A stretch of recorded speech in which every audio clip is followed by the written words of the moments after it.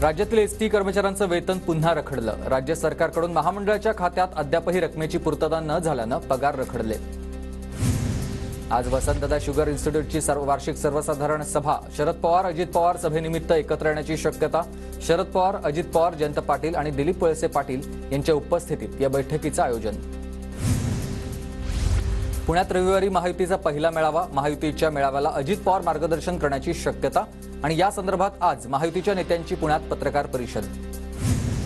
तलाठी भरतीच्या एकेका जागेसाठी 25 लाखांची वसुली। रोहित पवारांचा आरोप, तर रोहित पवारांवरील कायदेशीर कारवाई करणार महसूल मंत्री राधाकृष्ण विखे पाटील यांचं वक्तव्य। पंतप्रधान नरेंद्र मोदी उद्या नाशिक दौऱ्यावर। राष्ट्रीय युवक दिनानिमित्त मोदींची तपोवनात भव्य सभा, तर त्यानंतर मोदी ऐतिहासिक काळाराम मंदिरात रामाचं दर्शन घेणार। केंद्रीय मंत्री नितीन गडकरींविरोधात लढण्यासाठी नागपूरमध्ये काँग्रेसकडून 38 जण इच्छुक। एकट्या रामटेक मतदारसंघात काँग्रेसचे 22 जण गडकरींविरोधात लढण्यास इच्छुक। भंडारातील त्रिमूर्ती चौकात ठाकरेगडाकडून राहुल नार्वेकर यांचा निषेध। नार्वेकरांविरोधात जोरदार घोषणाबाजी। मुंबई पुणे एक्सप्रेस वेवर आज 2 तासांचा वाहतूक ब्लॉक घेण्यात येणार। दुपारी 1:30 ते 3:30 वाजेपर्यंत ब्लॉक असणार। गॅन्ट्री बसवण्याच्या कामासाठी ब्लॉक। येत्या सोमवारपासून पुणे लोणावळा लोकल दुपारच्या वेळेतही धावणार। विद्यार्थी, चाकरमानी, नोकरदार आणि पर्यटकांना मोठा दिलासा मिळणार। नंदुरबारच्या बाजारपेठेत मिरचीची विक्रमी आवक। 2 लाख क्विंटल मिरचीची खरेदी। मिरचीला योग्य भाव मिळत नसल्यानं शेतकरी अडचणीत। नांदेडच्या बाजारात तूर डाळीची 195 रुपये प्रति किलोनं विक्री। अतिवृष्टीमुळे बाजार समित्यांमध्ये तुरीची आवक कमी झाल्यानं भाव वधारले। नांदेडच्या डज जातीच्या गुलाब फुलांवर बुरशीजन्य रोगाचा प्रादुर्भाव। उमरी आणि मुदखेडमधील गुलाब फुल उत्पादक शेतकऱ्यांचं मोठं नुकसान। वाशिमच्या कारंजा तालुक्यातील धनज येथील शेतकऱ्यानं 3 एकर पपईवर फिरवलाय ट्रॅक्टर। उत्पादनाचा खर्चही निघत नसल्यानं शेतकऱ्यांकडून टोकाचा निर्णय। नंदुरबार जिल्ह्यात घरात साठवणूक केलेल्या कापसाला कीड। कापसाला कवडीमोल भाव मिळत असल्यानं कापूस घरात पडून कापसाला भाव देण्याची शेतकऱ्यांची मागणी। गोंदियाच्या काही भागात अवकाळी पावसाची हजेरी। जिल्ह्यात थंडीमध्ये वाढ होण्याची शक्यता। अवकाळीमुळे शेतीचं नुकसान। उत्तर पुणे जिल्ह्याला जुन्नर, शिरूर, आंबेगाव, खेड तालुक्यातील अनेक भागात दुसऱ्या दिवशीही अवकाळीनं बळीराजाची चिंता वाढवली। नंदुरबार जिल्ह्यात स्वस्त धान्य दुकानदारांच्या संपामुळे दारिद्र्य रेषेखालील कुटुंबांना फटका। गरीब कुटुंबांना आता धान्य मिळत नसल्याचं चित्र। छत्रपती संभाजीनगरमध्ये संपावर असलेल्या अंगणवाडी कर्मचाऱ्यांना नोटीस। अंगणवाडी कर्मचारी मोर्चा काढणार असल्यानं आता पोलिसांकडून खबरदारी।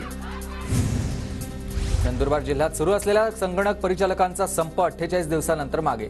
संप मागे घेतल्यानं ग्रामपंचायतीमधील काम सुरळीत। परभणीत 26 तारखेपासून वाहन चालकांना चक्काजाम इशारा। नव्या वाहन कायद्याविरोधात वाहन चालक पुन्हा एकदा आक्रमक। भंडाराच्या जवाहर गेट पवनी इथं चालक मालक संघटनेचं काम बंद आंदोलन। नवीन वाहन कायद्याचा आंदोलकांकडून निषेध। नाशिकच्या कळवणमध्ये सुरू असलेल्या किसान सभेच्या मोर्चापुढे प्रशासन नमलं, तर शबरी घरकुल योजनेची अंमलबजावणी करण्याचं आश्वासन दिल्यानंतर मोर्चाला स्थगिती। इचलकरंजी महानगरपालिकेचा कर्मचारी असल्याचं सांगून नागरिकांची लूट करणाऱ्याला भामट्याला अटक करण्यात आली। संदीप कांबळे असं बोगस कर्मचाऱ्याचं नाव असून पैसे घेताना रंगेहात अटक। पुण्याच्या हडपसर परिसरात वाहनांची तोडफोड। दहशत माजवण्यासाठी तरुणांकडून तोडफोड। आरोपींवर कडक कारवाई करण्याची मागणी। छत्रपती संभाजीनगरमध्ये शिंदे गट आणि ठाकरे गटात राडा। निकालानंतर ठाकरे गट आणि शिंदे गट आमने सामने।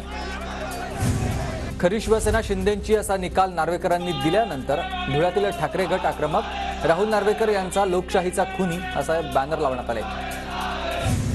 वर्ध्यातल्या फुलगावजवळ ठाकरे गटाच्या कार्यकर्त्यांकडून बसची तोडफोड। नार्वेकरांविरोधात घोषणाबाजी करत बसवर दगडफेक।